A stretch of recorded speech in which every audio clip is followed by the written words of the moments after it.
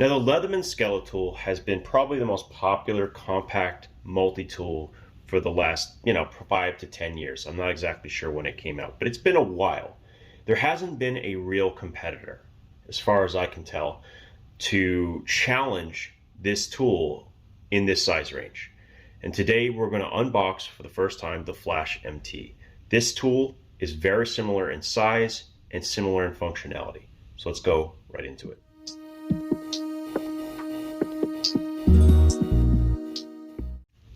All right, so of course here is the SOG Flash MT. It has a magnetic closure with some information on the inside.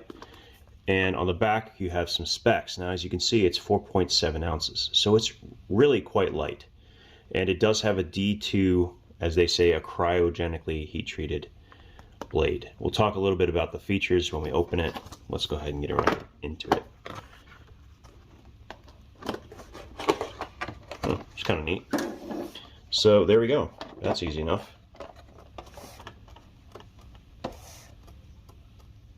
So it does have the compound leverage system. I'm just going to close that for now. This thing is very tiny.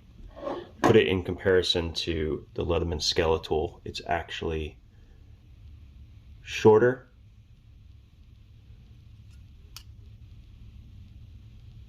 And actually quite similar in thickness. I have a lot of questions. Interesting. Oh, it has a safety. Oh, that's not too loud. That's actually kind of good. So D2 blade that is coated, which I'm thankful for because D2 is not exactly the best when it comes to what do you call it? Corrosion resistance. It is a very thin blade, but that's not actually necessarily a bad thing. But having that lock is actually kind of nice and making it easy to access. So I can just press that down, pop it open, and it has a liner lock and can be closed one-handed pretty easily. That's pretty cool. Now, how comfortable is it? I guess is a big question.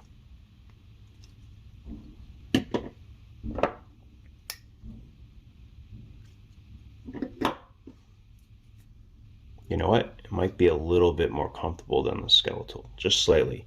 All of these sharp edges are really the only thing I feel. Nothing behind, and actually if you're using the blade, this is the part that usually is the problem. Very thin blade stock though. I don't actually think it's necessarily a bad thing either. And it feels, I have to check if it's a hollow or not, but it doesn't feel, if it is, it's not very hollow at all. It's not a deep hollow grind. It definitely has a single right-handed deployment. It's easy enough to close, and I like the lock. That actually is pretty cool, the fact that it locks like that. All right, now it also has a flathead, very similar gauge. It's not very thick, so I wouldn't go crazy with it. And it is slip joint. That's unfortunate. Would have been nice if that locked as well, but it is what it is. Deep carry pocket clip. I like that. I like that a lot. All right, now that's not the only thing we have here. So under this piece, there is a bit. Now, how are you supposed to get that out is the question I have. How the heck do you get this out? Oh, it's flexible. Not very easy to get out though. Dang. So that is a downside. Definitely a downside is I'm not able to get this out very easily. Okay, I guess I can just bend it. Huh. I was a little afraid, I guess, of breaking it. And the bit holder is in the back. So there's a magnet. If it's anything like the past ones, it's a magnet that actually holds the bit in place. See how this works.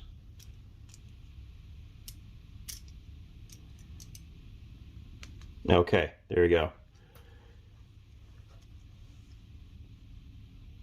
It's actually very secure. I'm surprised. I don't know, you know, you never know with this stuff. I think the fact that they went from the standard hex to the 4mm size gave them the ability to capture that bit a lot better than in previous iterations. This is a very similar tool to something similar to the SOG reactor, which is currently discontinued. And that you basically had the bit holder in here, and you would have to, like, say, hold it like this, and that actually could cause torquing in here. Whereas this bit does not have that problem. This makes me think too, this looks very similar to something I recently reviewed, and I want to go get that right now. Let's see if I can find it. Ah, here it is. Now, you remember I reviewed this in a recent screwdriver video? Well, inside are double-sided 4mm bits, which is similar to this, only a little bit shorter. But the length from the bit end to the middle is similar. So other than the fact that it won't stick out as far, in theory it should work. And it does. That's absolutely awesome. So this screwdriver, which has 24 bits, many of which are security torques and so on, has a pretty good arrangement, right? That is going to work and be pretty damn secure, actually, with the Flash MT. Now, I don't know if it'll store it, so let's go ahead and check that. I mean, this is just soft plastic, right? So yeah, they'll store these bits as well. And you can pull it out, close that. So you could carry, what is this, the T9, T10, right? And easily fit that in there and use that as your screwdriver, inline screwdriver. Now, let's move on to the last piece of this puzzle, which is the plier head. And we're going to get out the plier head from the skeletool. Okay? So let's talk about the comparison and the thickness. Very similar thicknesses, in fact, very similar lengths.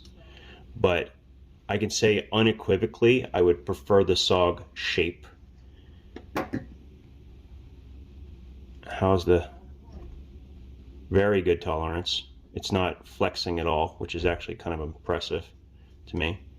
Now the other question I have is how easy is it to open? And it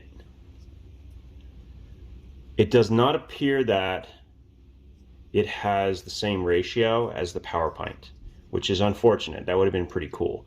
However, I think it should be easy enough to grab because this is such a small tool. If anything, the compound leverage makes a lot of sense in a small tool because you're putting so much more pressure on whatever you're holding without having to put all that much force.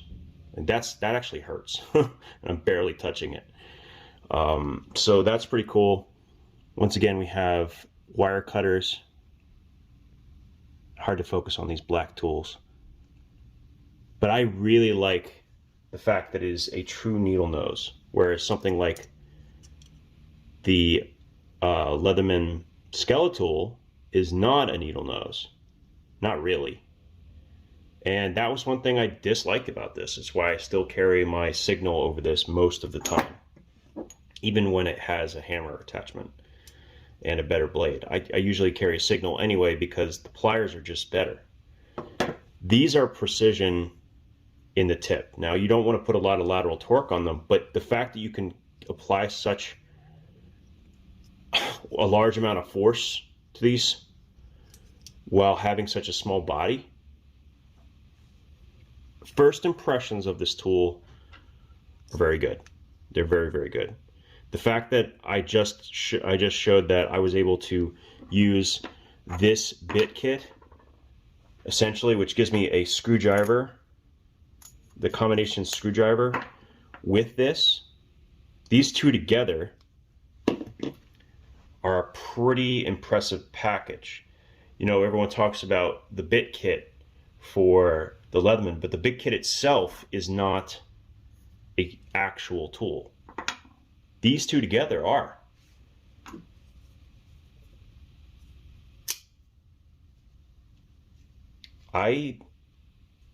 First impressions. Now remember, this is first impressions. I would rather it not have been assisted. I will tell you right now. I'm glad though that it doesn't make a lot of noise. It's not like a huge, really loud blade opening, but it's assisted. Not what I would call ideal. Easy enough to use, but I do like the fact that it has a lock. That I like a lot.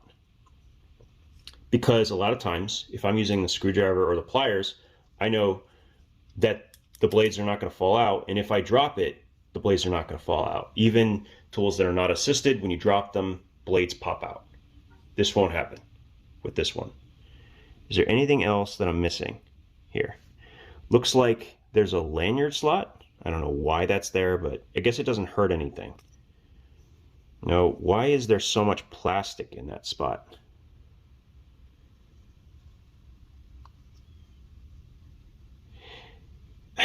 You know, I'm not gonna lie, it annoys me a little bit. I'm not worried per se. I like the fact that it does cut down on the weight. But look at all the space. See, it opens like this, right? So there is space above the plier head that could have been used. You could potentially create a 3D printed part that could store additional 4mm bits. That's the first thing that comes to mind here with that spot. I think it's fine as is. I think this is actually probably going to be a winner. You have a D2 coated blade, which actually makes a ton of sense. It's thin, so it's going to be very slicey. I guess we might as well test the sharpness, huh? Let's see if I can find something here. Ugh. Yeah, here we go.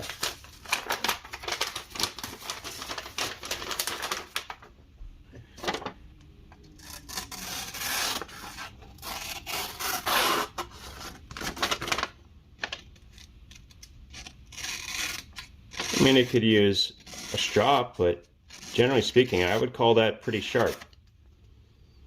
So, comes sharp. That was good. It's compact, it's light, it's got the right combination of functions. It integrates with easy to find tools like 4mm bits and should work also. Let me find them. Should work also with standard 4mm bits. Where the heck? Standard 4mm bits.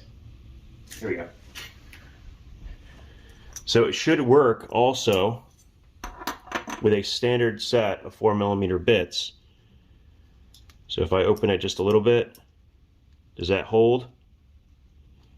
Damn right it does. Like a rock, in fact. The fact that I can just put moderate pressure down here and it's not, I mean, it's not going anywhere. The change from the full hex to the 4mm might be the key here. Some of the newer designs, they have this kind of connection point, but they use the standard hex, which means when they're captured, they're basically overflowing on either side. There's not a lot of pressure being applied. So much more in this case. I am really, really happy about this. Having a real competitor to the skeletool, there's actually might be some advantages here. I definitely think the plier head is going to demand some testing. But this is relatively easy to use. I guess you would probably want to do it this way because the other one seems to be stationary. But this rubber piece is surprisingly comfortable. That's not, by the way, that's not very comfortable. But it doesn't even, you don't even have to apply nearly as much force to get 2 or 3 times the leverage. So if anything, this is where the mechanism really makes sense in a smaller tool. I mean, first impressions are, this is, yeah, I'm impressed. I'm impressed. Would I have picked a different steel? Absolutely. 14C28 would have been corrosion proof. You wouldn't have needed to coat it. Better toughness, a little bit less edge retention, but I think all those things would have been better. But the fact that it is coated, I'm not like heartbroken about it, right? Because it's coated. I think You can't sell this uncoated though, because D2 just is a problem when you live places where there's a high humidity. And I live in Virginia, so that would be a problem. I like it. We're gonna be carrying this for a little while here for sure, daily. And we're gonna see just how much I do like it. But the fact that it integrates with every component that I have in the 4mm size, I don't have to find proprietary bits. That was a very good move. Anyway, that's it for today. We may end up coming back and doing a full review after I've had some time to play with it. But so far, I genuinely think this could potentially compete with the skeletool.